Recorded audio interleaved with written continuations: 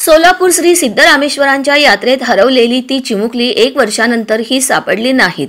सोलापूर ग्रामदैवत श्री सिद्धरामेश्वरांच्या यात्रेच्या निमित्ताने गतवर्षी जानेवारी महिन्यात 3 चिमुकल्यांना घेऊन हातावरील पोट असलेले राजस्थानातील कुटुंबे फुगे विक्रीसाठी सोलापुरात आले होते। सर्व काही सुरळीत असतानाच एके दिवशी अचानक 10-12 वर्षाची चिमुकली बेपत्ता झाली। तेव्हापासून पोलिसांना तपास सुरूच असून अद्याप तपासाला यश आलेले नाही।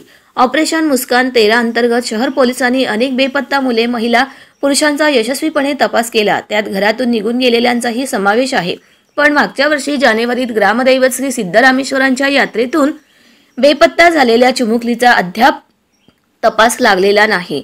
फुगे विक्री करणारी 10-12 वर्षाची ती चिमुकली आईच्या डोळ्याआड गेली आणि काही क्षणात ती दिसेनाशी झाली। आईच्या डोळ्यातून अश्रूच्या धारात वाहत होत्या।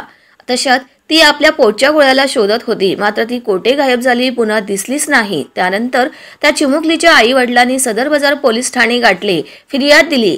पोलिसांनी इकडे तिकडे शोधाशोध केली, पण त्यांनाही ती सापडली नाही। आता शेवटी तो तपास अनैतिक मानवी वाहतूक प्रतिबंधक कक्षाकडे सोपविला आहे। त्यांनीही शोध घेण्याचा प्रयत्न केला, मात्र अजूनपर्यंत यश आलेले नाही।